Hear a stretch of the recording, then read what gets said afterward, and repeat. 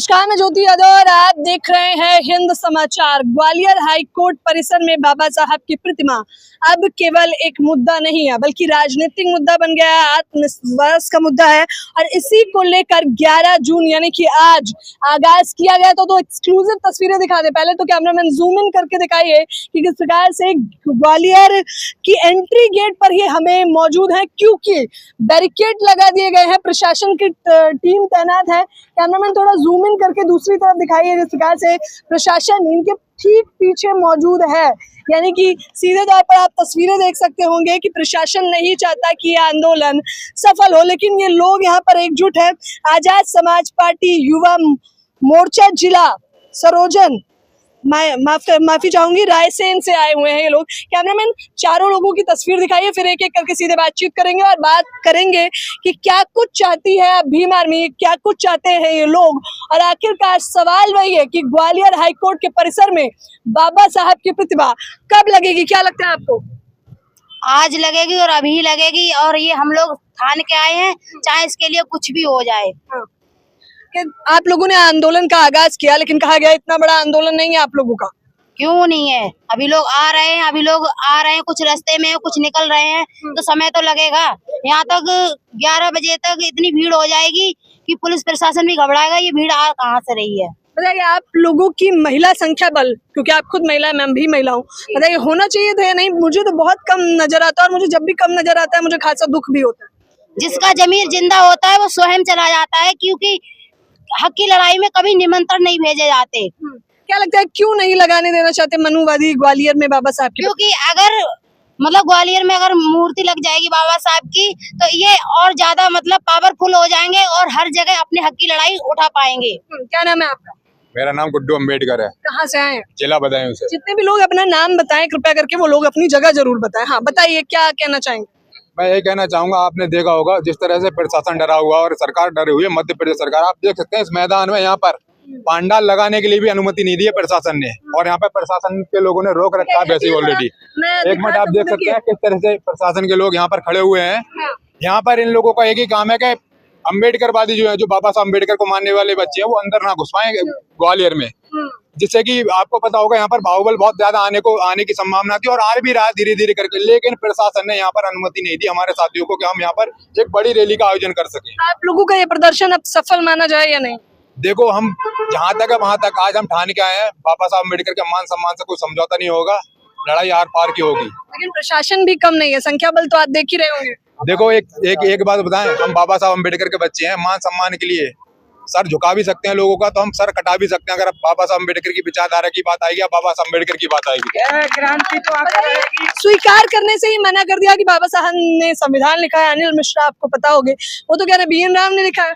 ये वो लोग हैं, ये वो लोग हैं जो धतूरा पीने के बाद कहते हैं कि संविधान रायदादा ने लिखा है, और भांग पीने के बाद कहते हैं BN राव ने संविधान लिखा है। ये अपने बाप को बाप ना कह पाए, आज संविधान निर्माता को कह रहे हैं कि संविधान निर्माता डॉक्टर अम्बेडकर नहीं है। हकीकत ही है।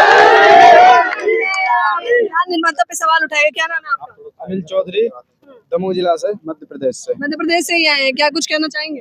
मैं कहना चाहूँगा, पूरा लॉकेट पहन रखा है इन्होंने, तो लॉकेट ऐसे ही पहन रखा है जैसे हिंदू संगठन के लोग भगवान की मूर्ति यहाँ गले में डाल लेते हैं। हमारे यही भगवान है, यही सब कुछ है। इन्होंने हमारा अधिकार दिया है, और मान सम्मान में हम चाहे कुछ भी हो जाए, बाबा साहब की प्रतिमा वहीं पर लगेगी।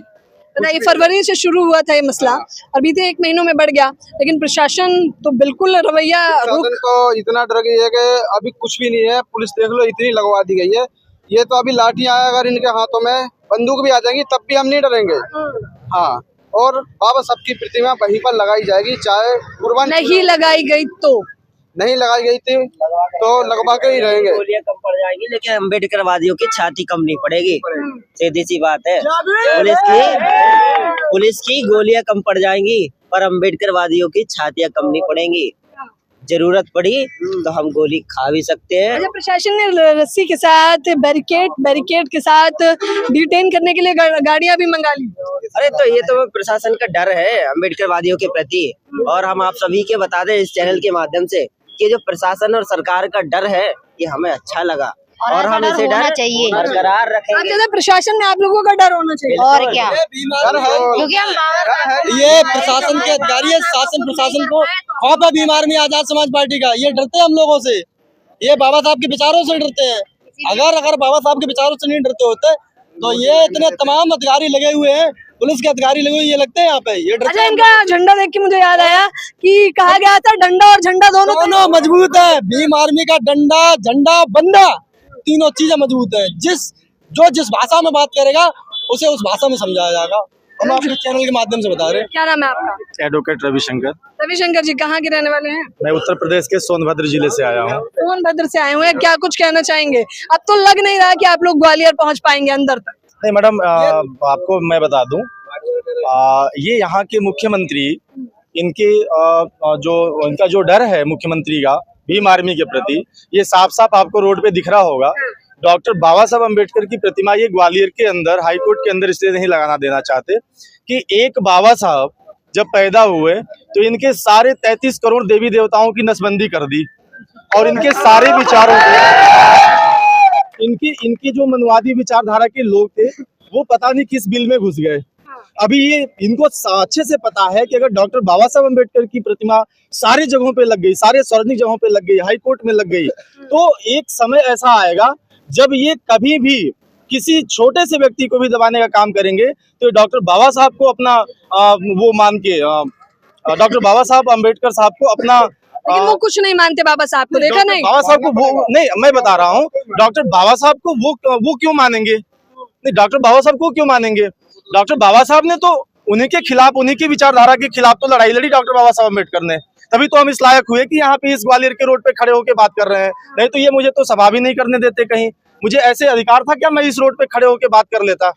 ये इनकी देन थोड़ी है, ये तो यहाँ की सरकार की विफलता है, ये मध्य प्रदेश शासन की विफलता है कि ये यहाँ के हाई कोर्ट के चीफ जस्टिस के ऑर्डर होने के बावजूद भी ग्वालियर हाई कोर्ट में मूर्ति नहीं लगने देना चाह रहे हैं। तो मैं तो यहाँ की सरकार को भी कोसता हूँ कि धिक्कार है ऐसी सरकार पर कि सुप्रीम डबल इंजन सरकार चल रही है। हाई कोर्ट के चीफ जस्टिस के ऑर्डर होने के बाद भी आपके हाई कोर्ट में ये प्रतिमा नहीं लग पा रही है, तो धिक्कार है ऐसे गवर्नमेंट पे।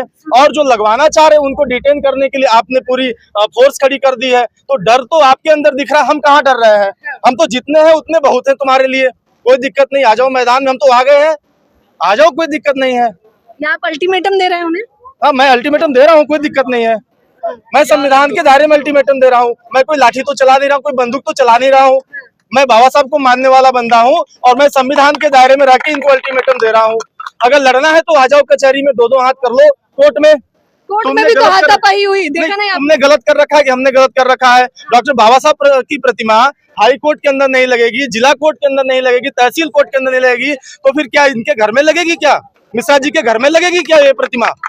इसके घर में लगेगी? आप बताओ ना। वो कह रहे हैं अपने घर में लगवाई है। एक मिनट सुन लो मैडम, सुप्रीम कोर्ट में चंद्रचूड़ जी जब न्यायाधीश थे, मुख्य न्यायाधीश थे, तो सुप्रीम कोर्ट में चंद्रचूड़ जी ने प्रतिमा लगाई है। ये मिश्रा जी क्या चंद्रचूड़ से ज्यादा बुद्धिमान वकील है क्या?